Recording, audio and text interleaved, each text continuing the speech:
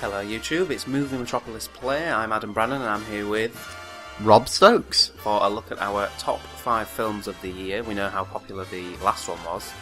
We haven't done as many podcasts as we had wanted last year, but you know, quality, not quantity. Yeah, no, and it's appropriate now that we're heading forward into 2017. What better way to look forward to a new year than by tumbling backwards and staring at 2016 in review. Which wasn't really that good a year, but we have picked 5 films that were good. It's not been a 2015 great year, but I don't think it's been a 2014 year either. Well, the less said about that one, the better. Yeah, it's odd in that the bad films have been worse, and the normally okay average films were bad. But then the good films, I think, have just been just as good as normal. Yeah, I would say that. There's just been less of them, I think. And we had a poor summer as well. I don't think we had many good blockbusters. Yeah, no, I did notice the sufficient lack of good blockbusters. Which for me was absolutely soul-wrenching. But there we go. No, it doesn't matter for me. I'm much too good for the blockbuster scene. So, shall we start with our number 5s? Yes. I'll let you go first. Well, my number 5 is a very recent discovery for me.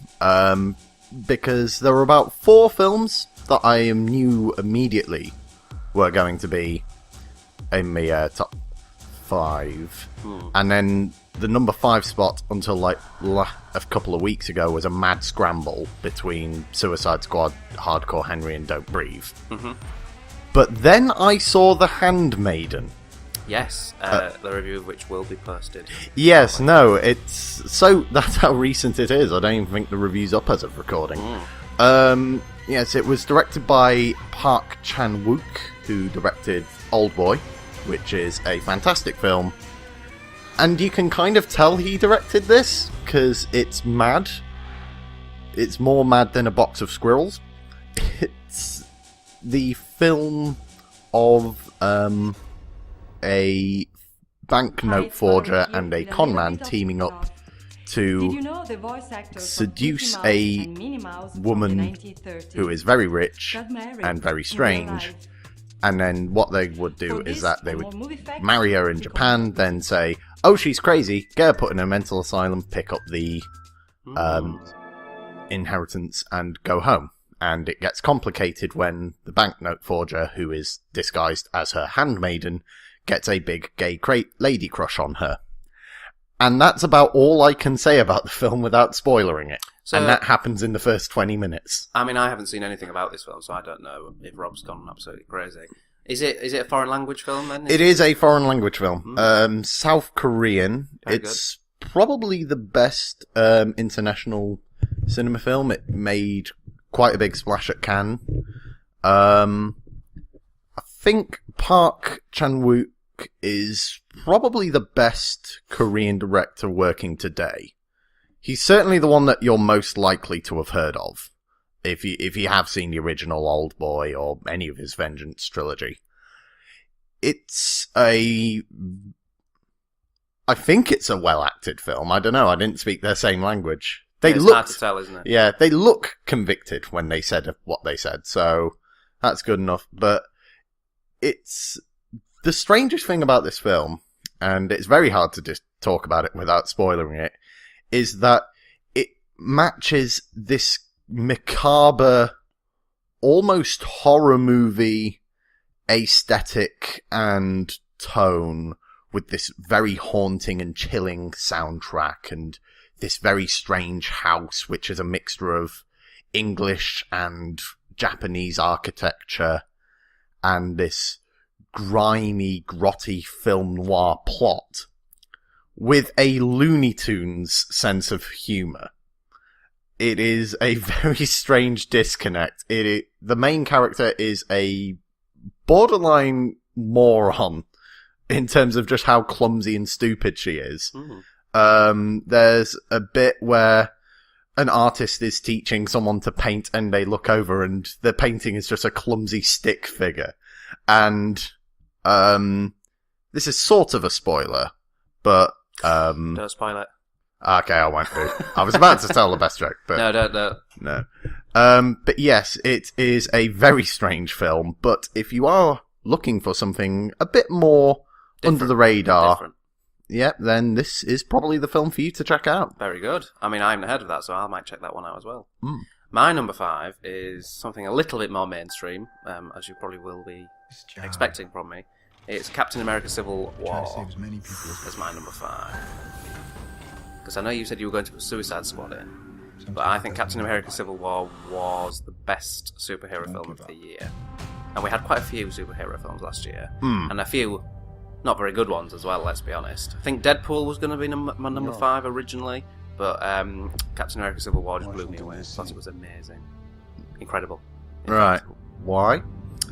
I liked the way that the story was different from what we would expect from a superhero film. So my big gripe with Suicide Squad and X-Men Apocalypse and Batman vs Superman. You're talking to somebody who liked all 3 of those, by the way. Okay, bear with me.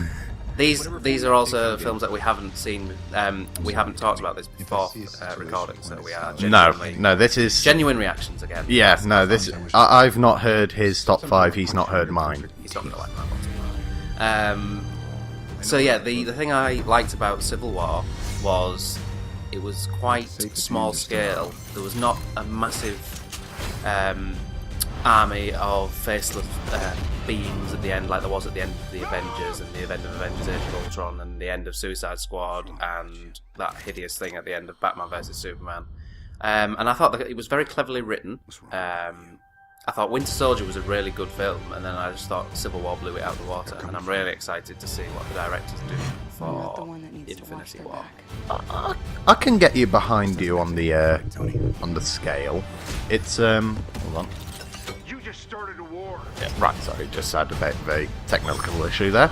I can get behind you on the scale. It's always been a bit of a overblown genre.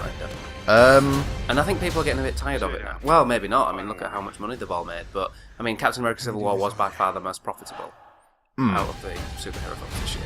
Yeah. I think, to be fair, we're at that point in the market where it's almost difficult not to make money. I mean, as much as people bashed it, Suicide Squad made gangbusters. It was ridiculously profitable.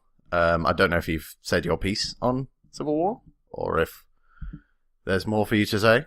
No, you can chime in at any time. Yes. No, in terms of Civil War, I have more to say on this. Is it in your West? Let's not discuss that. No, let's not. Let's not discuss that. Genuine reactions, Mike. Okay. Adam. So, do you want to do your number 4 or my number 4?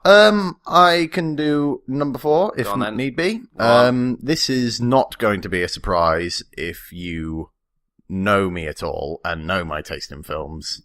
Hail Caesar. Ah, yes, Coen Brothers. Yes. Arguably the best film of... Actually, no, it's not. My number 1 is the best film of this year, but it's one of the more... From a narrative and technical structure, this is one of the more interesting and competent films. It just wasn't as enjoyable as my 3s, 2s and 1s. The thing that's cool about this film is that it does things that basically no film does anymore. When's the last time that you actually saw a sword and sandals epic?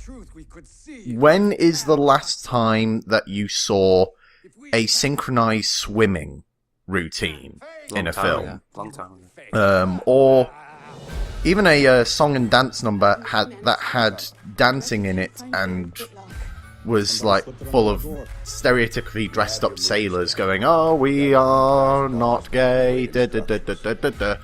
It's one of these films that does everything that old Hollywood used to do, and it looks like all of those films to an outright T, and pairs that with a very 50s style noir plot as one of the actors on the set gets kidnapped by communists because 1950s. Coen Brothers seem to be obsessed with communism at the moment. After this and Bridge of Spies, I'm wondering if they're kind of going through a phase. Possibly. A lot of directors do.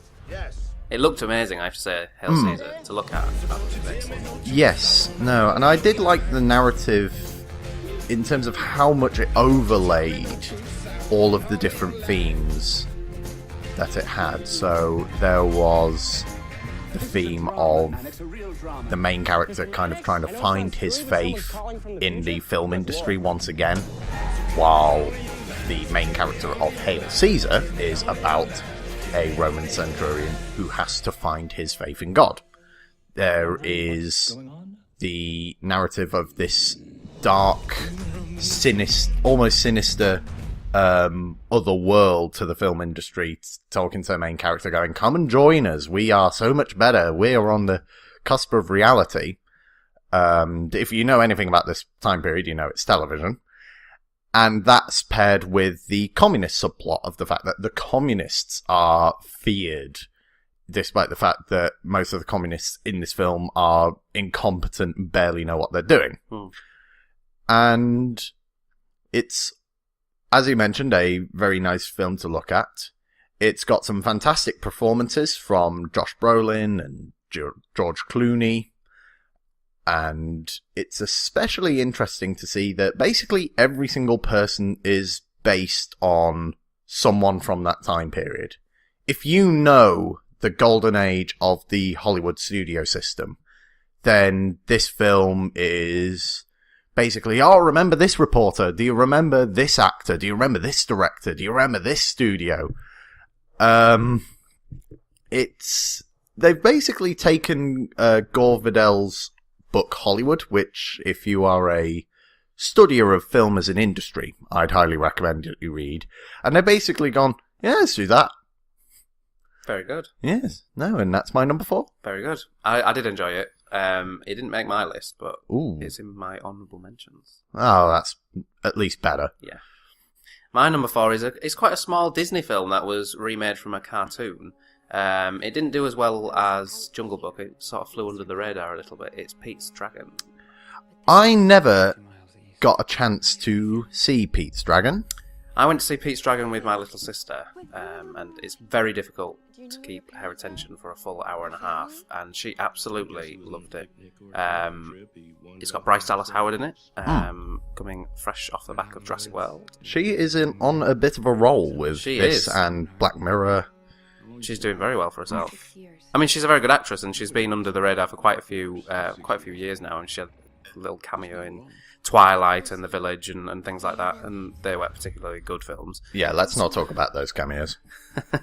Pete's Dragon was really good. It had a very small budget, something about $50-60 million, and it was just a lovely film to sit down with the family, and it returned you to that sort of nostalgic era where kids' films ended with a really happy ending and started off with, it was a typical Disney film of yesteryear, but remade as a live action, which they're doing with all of their films, aren't they? And so far, so good, I would say. I don't think there's been a bad one. It was lovely. Special effects were great. Soundtrack was lovely as well. And it was great. It was such a lovely little film, and I really recommend that you check it out, Rob. I never got the chance to check it out. I did check out Jungle Book, and so I imagine that this is a similar style. Yeah. Pete's Dragon is a bit of an odd choice, but I suppose with the advent of CGI, getting to the point where it's close to real, it's one of the ones that kind of makes more sense, because it never really made sense that a cartoon dragon would be talking to a little boy in like the 50s version. I think it was the 50s. It's rather racist as well, the cartoon. But all of them were. at that time, like, watch Song of the South at some point. Well, Disney try and forget about that, don't they? They try to bury that one, which, shame, good music. Shall I do my number 3? You can do your number 3. Do my number 3. My number 3 is Deepwater Horizon. Ooh, I didn't catch this one. I caught the trailer of it, and I was really disappointed when they talk about how, we put a drill in the ground and my daddy there are a load of dinosaurs that died, and we get the drill in the ground, and the dinosaurs come back up, and he takes them out the ground and turns them into oil. Mm-hmm. I was really disappointed that this didn't turn out to be a monster flick, where they drill in and then dinosaurs appear. That's all I was waiting for in the trailer, and so this film is terrible, just by not being a monster movie. For those of us who haven't Convince seen me it, otherwise. it is based on a true story aboard the Deepwater Horizon oil rig, which exploded in 2011, killing 11 people. Was it 2011? I think it was 2011. Yeah. Apologies if I got that wrong. Killing about 11 people, I think it was. Mark Wahlberg stars in the main role. And it was really good. I mean, Mark Wahlberg isn't the actor known perhaps for his thoughtful roles, shall we say it like that? I mean, it's odd. He's always tried serious acting, but he's much better at comedy, and it's kind of a shame to always see him try to be, I want to be serious. Because he is a decent actor, that's the thing. He is a decent actor. And this proved that. I mean, it was very emotional all the way through, and you actually felt the heat of that oil rig coming through the blooming cinema screen. It was that intense. The special effects were excellent. A lot of criticism was levelled at the fact that the explosion they showed in the film wasn't big enough. I mean, normally, you know what films are like, they go all out and explode everything in the sun. But yeah, it wasn't as big as the actual explosion that happened on board the Deepwater Horizon oil rig. And I left the cinema quite emotional, and that's why it's my number 3. Who saw the original explosion and survived to say not big enough in the cinema? Lots of people survived. They managed to jump right. off. Yeah, Okay. yeah, loads of people survived. Right, okay. That's fine. In that case, I will move on to my number 3. Yes, drum roll. My number 3 is actually a tie. Ooh. Connected by 2 themes. One being very, very funny, Okay.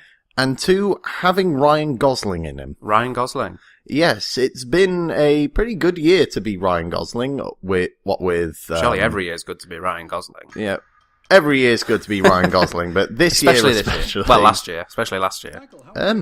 Well, it was not a bad year when he not started out, but he got his name pretty much from Drive. Good and that film. was a great film. Yeah, he's a good actor. Very good actor. No, and there's obviously the upcoming La La Land, which will probably win a lot of Oscars, because Oscar loves nothing more than films about Hollywood. Yeah, I'm expecting Oscar bait with that one.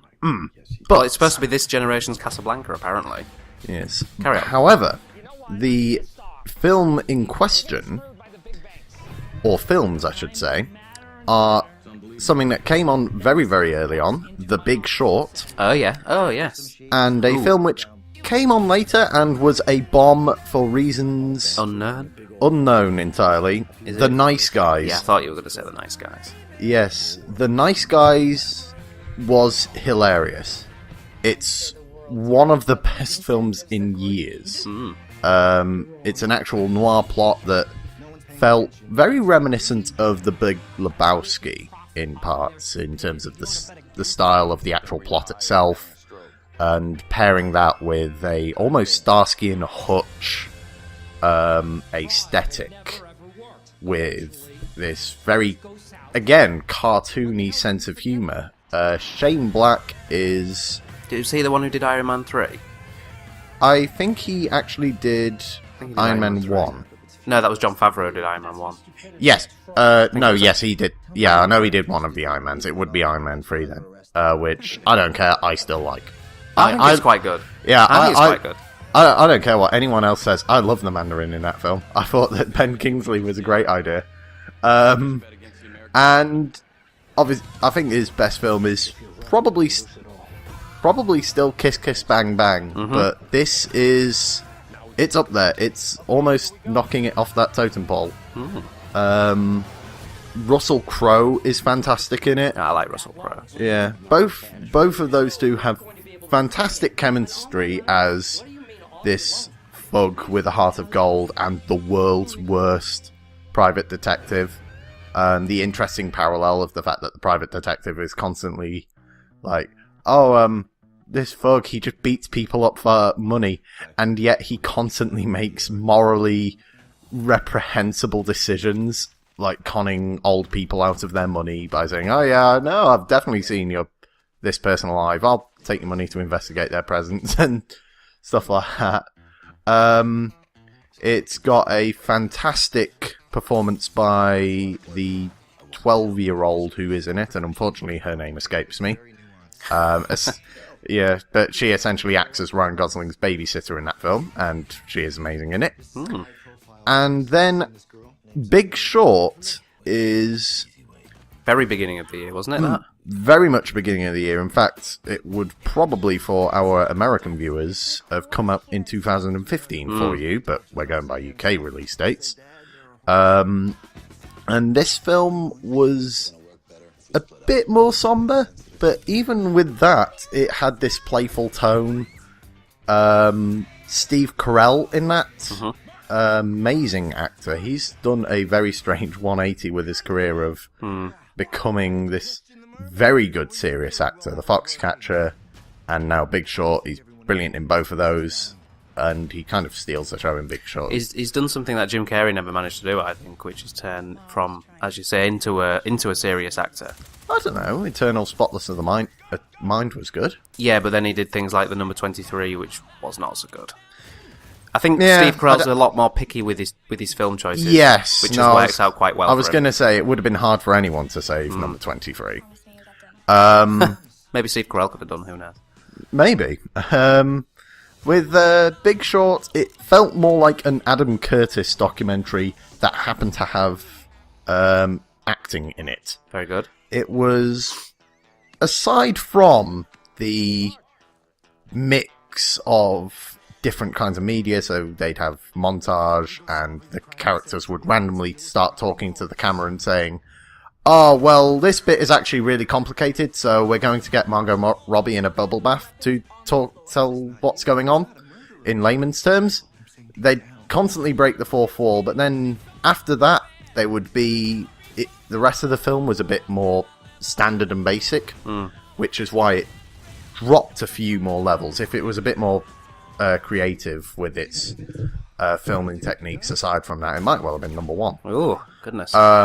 It's one of the films I rewatched the most this year. It is a very funny film, despite such a depressing subject matter. And I was going to say, it's quite depressing. It can't really avoid the... at the ending, it kind of tumbles into this very dark place, and a lot of films wouldn't dare to go there in the first place. But it sort of had that same problem as Four Lions did, where it was like, okay, are we going to try and turn the tone around after this, or are we going to just keep going darker and darker? Oh, we don't really know what we're going to do. And I think it faltered a bit there. But aside from that, it was a very good film. Very good. Yes. So we're in silver medal territory now. Silver medal territory. This is quite important. My number 2 is Rogue One, a Star Wars story. I'll let you say nice things about it. Okie doke. I've had a little bit of a Star Wars renaissance over the last couple of years. I was never a massive fan in my childhood of the original films, and then the prequels came out, and I was even less of a fan. But with The Force Awakens and the release of Rogue One, I've really got back into Star Wars, and I'm enjoying them again, like I've never enjoyed them before. I think Rogue One was better than The Force Awakens, in my personal opinion. I think it had a better story, a more interesting story, definitely. Because, for me, The Force Awakens was good, but it was a carbon copy of what happened in A New Hope, just with better special effects and a new villain. Whereas Rogue One, where we saw the yellow text at the beginning of A New Hope, that was that story, and I thought it was fascinating. And to bring back Darth Vader as well, after he was robbed of all street cred at the end of Revenge of the Sith with his no, that's better. That's much better. Was great, and his scenes were worth a ticket price, especially the end. But we're not going to discuss the end because it is still in cinemas, and I'm not going to spoil it. Rob, Rogue One, come on, what do you think? I did like the Darth Vader scenes. He is amazing in this film. which is 10 minutes of the film. Yeah, and I will grant it this. It's a very good-looking film. Very good looking. I mean, Gareth Edwards, just to put some context, Gareth Edwards, the director, he directed Godzilla, the remake of Godzilla, which I thought was really good. Not very well received by audiences who wanted a little bit more of the monster, but I thought it was to look at. I mean, it was absolutely incredible, and I called it the best looking film of 2013. And he also directed Monsters as well, which was his first directorial feature. Yeah. Carry on. Yes, it's a very good looking film. Mm-hmm. Good acting. Good cast. It's the parts are played well. I like this subplot with Ip Man, who was quite good in it. He was an interesting character, as was his obvious husband. Like they never say it out loud, but you could tell. Mm-hmm. And which I like as a little detail. I just didn't like the main character at all. Felicity Jones? No, I did not connect to her in any sort of way. Did you connect to Daisy Ridley in Force Awakens? I didn't then, although even then, she wasn't a bad character. Like, people kind of treat her like, oh, she's boring and amazing at everything, and that's terrible, but there's loads of male characters like that, so I think people were just kind of blowing over the water of, oh, you made her amazing. It's like, so? It'd be just as bad if a male character was like that, and there were a dime a dozen. Well, I mean, look at what happened with Ghostbusters. We don't really need to think about how women are portrayed in film, and then how fanboys get on their high horses. Yeah, but at least with Rey, as much as I can criticise her for, she was a dull character. Yeah, that isn't entirely correct. She is dull, and she is amazing at everything. But she also has 2 more films to flesh herself out. And she also did shit. She did things in her film, whereas, what was her name? Jin Erso. Yeah. She spent most of this film having either a nervous breakdown or whimpering. Mm-hmm. She never full-on cried, though she did pout a lot and was sad. The only thing she does in this film, she kills 3 stormtroopers. She fails to get the Rebel Alliance to fight the Empire, which is the only reason they exist. And she also failed to kill the final bad guy. She needed a man to do it for her. And I'm just like, if you're going to have a strong, independent woman, then actually have a strong, independent woman. Don't. I think Hollywood can be quite scared of strong, independent women sometimes, which I don't understand why. But there we go. I don't know. It's kind of more like they kind of thought, oh, well, we want her to be a badass woman. Okay, how are we going to achieve that? Maybe have her do badass things? No. The penis owners in the audience are going to be confused. I know, we'll have one of the characters say she's a badass, and then never refer to it again. Like, she doesn't even break out of prison in the very beginning of the film. That's not a spoiler at all. We see that in the trailers. Yeah, so she doesn't even break out of prison herself, and the Empire are the dumbest, most incompetent villains ever. The entire plot is basically the fact that the villain is an idiot. That's the entire plot. And yet she can't knock out a few stormtroopers when that's all they're there for. No. Throughout the series. Yeah, no, that main character ruined what was otherwise a mediocre but very pretty film. Very pretty indeed. Robbie, your number 2. Your silver medal, please, sir. How I ummed and ahed over whether to go with this or what would become my number 1. Good grief. Again, not much of a surprise. Kubo and the Two Strings. Ah, yes, you like this, didn't you? I like this a lot. Again, this is a very pretty film. Leica always make very pretty films. And this is probably one of their best films yet. I hesitate to say it's as good as Paranorman. But Paranorman was something special that we mortals are not allowed to be near. But this film was another very depressing film. It seems to be littering the box office at the moment. Depressing films. Last year was a rather depressing year, wasn't it? Well, yes, although, to be fair, this film actually had that depression mean something, because it was all about dealing with tragedy and trauma and the great personal strength that is required to get past that and grow as a person. And it also had a very interesting style. It was pretty much Journey of the West, in that there was a monkey and a bugman, and they were like, we need to go over here and fight video game bosses, basically. If there is a criticism, it's that the villain kind of comes out of nowhere. He just kind of pops up and is like, I'm played by Ray Fiennes, so you know I'm evil. But the entire film itself, it's just a very well scripted and very beautiful film. It looks amazing. A very good sounding film as well. The main motif that they have is When My Guitar Gently Weeps, which is very appropriate for a film where a musical instrument, was it a shamisen, I think? No idea.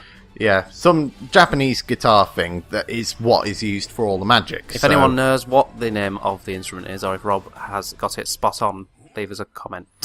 Yes, that is the one thing they need to comment on.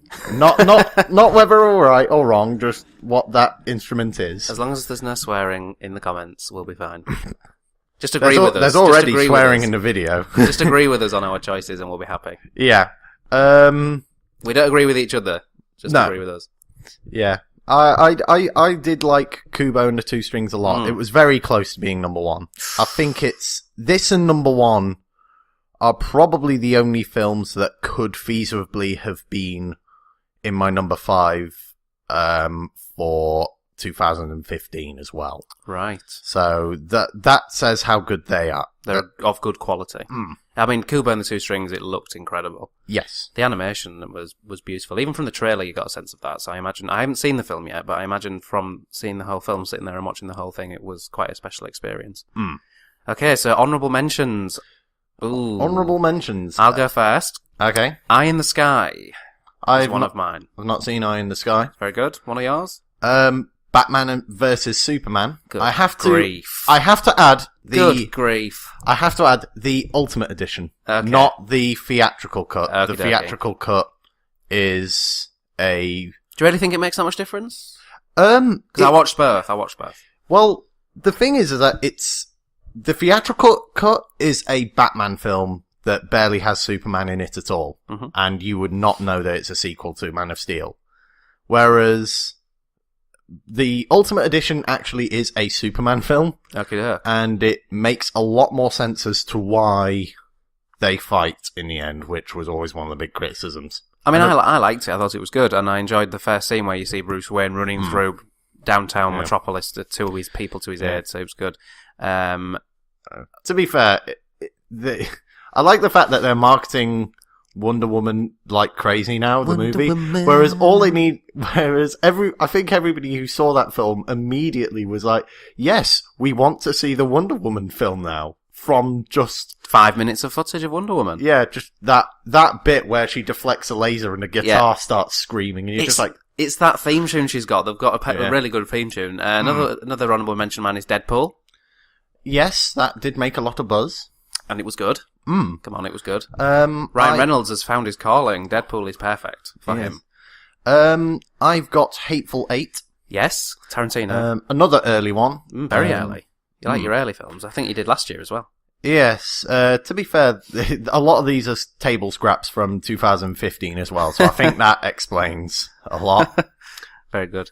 Any more honourable mentions? No, I don't have any more. I've got a whole bucket of them. Limit yourself to 5 more. That is conveniently the number I've written down. Don't Breathe. Very good. Yeah, that would have been in mine if I'd remembered it. Very good film. Hardcore Henry. Okay. Suicide Squad. Jesus Christ. Oh, come on, it was good. Oh, no, it wasn't. It was shocking. It was the comic book movie that actually looked like a comic book for once. But it was terrible. The only good thing in it was Margot Robbie and Will Smith. Well, I'll defend it in the worst off list. Okay, if it's in there, it might not be. Yeah. Kung Fu Panda 3. Oh, very good. Yes. That sort of flew under the radar a little bit, that one. Well, Kung Fu Panda sequels always do. Despite the fact that they're the best animated martial arts films ever. Bite me, Dragon Ball fans. And Ouija 2. Oh, yes, I remember you saying that was better than it had any right to be. That utterly caught me by surprise, because the first Ouija is horrible. And that film... The only problem with it is that it's a horror film that's not scary. Other than that, it's... Oh, and speaking of horror films which aren't that scary, The Witch. The problem with The Witch was that it was one of those films that... In fact, it's interesting, compare it to Ouija 2. Because there are a lot of films, like The Witch, that I either admired, but I didn't really like. Mm-hmm. Or Ouija 2, where I really liked it, but I knew that it was junk. It was kind of terrible. Batman vs. Superman did have that quality of, this is awful, but I love it. But yes, number one. Who should go first with their number one? Shall I go first? You can go first. It's your site. Do you have any idea what it could be? Don't say, but say yes or no if you have. I genuinely do not know. Nope, I do know. You do know? Yeah, I think I know. I'm going to say, and then you tell me if it is the one that you thought it was. Go for it. My number one for 2016 is The Jungle Book. Called it. I was very excited about this film before the trailer was even released. I'm not a massive fan of the cartoon, it has to be said. I don't particularly like the cartoon. Oh, boo! It's one of the best. I'm not a massive fan. It's in the top 5. I think it's good, but it's not one of my favourites. And I thought Jon Favreau, who directed Iron Man and Iron Man 2, was really an interesting choice for that, because it's not really like anything he's done before. The casting was spot on. I mean, Ben Kingsley was exceptional as Bagheera, and I kept doing the little impressions of him when he was, on the trailer. And if you can't learn to run with the pack, one of these days you'll be someone's dinner. I thought it was incredible. I thought the music was incredible. Everything about it was amazing, and that's why it's my number one for last year. Yes, if there is one thing that you can't argue against with Jungle Book, was the casting. Like, when I saw the trailer, every single name was just like, that is precisely who I would cast. I mean, in that Bill role. Murray, exceptional. Yeah, well, it had Christopher Walken in it. Yes, as a big orange ape. Yes, like, why would you not love this film? It was good. I did see this film. I am a huge fan of the original cartoon, and so I think this film lost a lot of the relaxed tone. Well, it was a lot darker than the cartoon. Yeah, it was more in line with the book. But then it had this strange relationship to, oh well, we do want to have the Bare Necessities song. We do want I Want to Be Like You, and we want to have the original music. But then we want to have this big, dark, epic storyline. And I mean, it kind of makes sense as to why, after the Bare Necessities song, Baloo is in it for like 5 minutes, and then he's like, "Oh, I'm leaving now. I must go. My home planet needs me." He kind of disappears from the plot. I liked Shere Khan in it. Idris Elba was a really good choice. Oh, Idris Elba. He is very scary. Fantastic in basically everything. He's very scary though. Yeah, even in bad films, he's great. And even in films he's not in that much, like Thor, he's very good. Yes. But he was a very good choice for Shere Khan. I mean, he was menacing, and the Digital Spy website held a movies poll, and Shere Khan was voted the best villain of 2016. Unbelievably, he was a pretty good villain. He was vicious villain. I did like Jungle Book overall. Good. It was a decent enough film for me. And for those of you who may be wondering why I've put Jungle Book as number one when I gave Rogue One 5 stars and Jungle Book 4.5 stars, it is simply because Jungle Book transported me back to my childhood. It's not all about star ratings for this podcast. That is a very good transition to my number one, which is also a film that I ranked lower than some of your others. Some of my others. Go on then, drum roll. This is a film that kind of convinced me of its greatness later on. It is possibly the best boxing movie since Rocky. Oh, I know what this is. Creed. Yeah. I don't know if you guessed it before I actually said it. No idea. No, it is a wonderful film. It is as good an end to the Rocky franchise as you could want. Because it's both a film about the characters, and yet it's also about itself. It's about the fact that there's this young upstart who is riding on the coattails of a previous legacy, and they need an old man who is past his prime to come in to give them credibility and to help them get past that edge. You can tell that there's a bit of autobiography in it in terms of like, look, we know that we are trying to reboot the Rocky franchise and it's very, very strange, so we'll make a film about the fact that we're rebooting it. If Lego Movie is the movie about how bad reboots can be and how odd it is for companies to keep reinventing themselves, then Creed is the film about how great it is that reboots exist, because you can tell new stories in new ways. And the fact that they revisit the same themes as the original films, but they do it with new context. So they've changed the film. It's both its own entity, and yet it could only be a Rocky film. It had to be. So it's got a certain style. Yes. Very good. They do something which Jurassic World didn't do. And this is Why are something we bringing up Jurassic World? This is something that Jurassic World did, and I hated it for doing it. Okay. Jurassic World blew its load with the theme music. Because what it does is that you go into the hotel, and a kid opens a door, and the Jurassic Park theme swells in. Da-na-na-na-na, and you're looking at a model of the park. That was my favourite bit of the film. But it just was such a waste. Like, they could have held on to it for, Maybe. The T-Rex comes out, or some big. But this is not the time or place to be slagging off Jurassic World. Let's not do that. But here's the thing. What Creed does is that it goes, oh, we're not going to have the Rocky theme at all. We're going to wait. We're going to have Creed's own theme, this whatever, I forgot it. And then they hold on to it until the final round of the actual boxing match. And he stands up, and you hear and you're like, yeah, boxing, brain damage, yes. Because it's a film that is, after all that meta-narrative thing, it would have been top-heavy for it to just be about the meta-narrative and, oh, we're so indulgent and smart. But it pairs that by being not being about that overall. It's about these characters, these three people who you get to know and love because of the fact that they're all driven by some form of insanity. They all three of them acknowledge that, yes, boxing is eventually going to kill me. Creed's girlfriend in the film is like, yes, I know I'm going deaf. I still want to make music anyway. And Rocky, of the three of them, Rocky has been like, well, I gave up boxing and I got to watch everything I love die. And I'm still around. Yeah.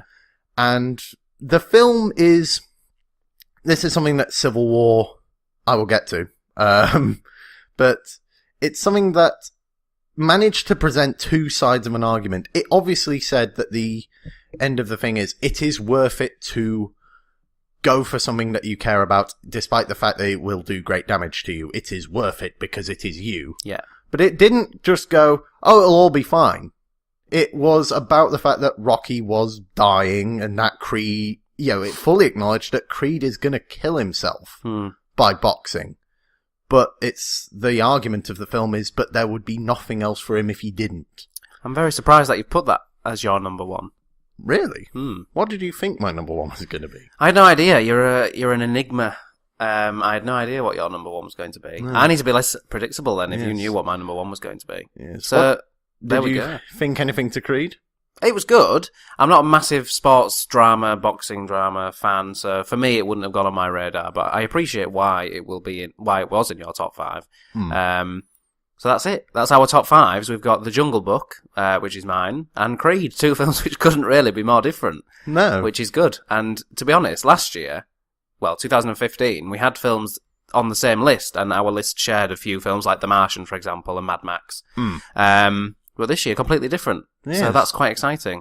We're going to take a break, and we'll be back with the worst films of 2016. You're not going to like my worst off list. No, I'm going to make... He's laughing. I know, it's not going to work. Okie dokie. Thank you very much for listening. Thank you.